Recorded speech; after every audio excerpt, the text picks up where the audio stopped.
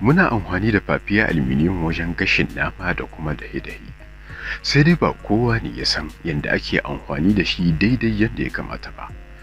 Wannan bidiyon yana da matukar muhimmanci sosai, ka kalle shi har zuwa ƙarshe don gani da kuma sanin yadda za ka yi ko ki yi amfani da papier aluminium ba tare da a cutar ba, sawa'an wajen gashin nama ko kuma dahe-dahe.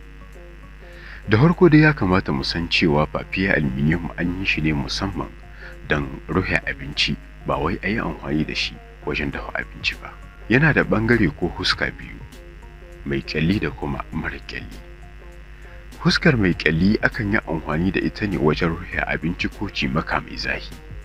Ɗayar huskar kuma ana amfani da ita ne wajen rufe cimaka ko abinci mara zafi da kuma abubuwan sha masu sanyi. Abin da yasa ba a son a yi amfani da papier aluminium wajen gashin nama, saboda duk lokacin da zafi ya buge shi sosai, to dalma takan ɗiga daga gare shi ta sauka saman naman da ake gashi.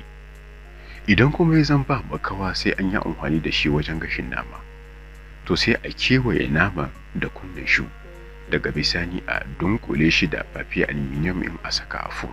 Bayan ya gasu an hiddo shi, sai a cire wannan kunnen shu a yar, kar a yi amfani da shi saboda yakan iya cutar da lafiyar mu. Da fatan ka amfanu, ke ma ke karu da wannan bidiyon. Don ganin ire-iren waɗannan bidiyoyin masu amfani sai kai abone ko kuma subscribe a wannan tashar. Sunana Faisal Shitu. Na gode, assalamu alaikum.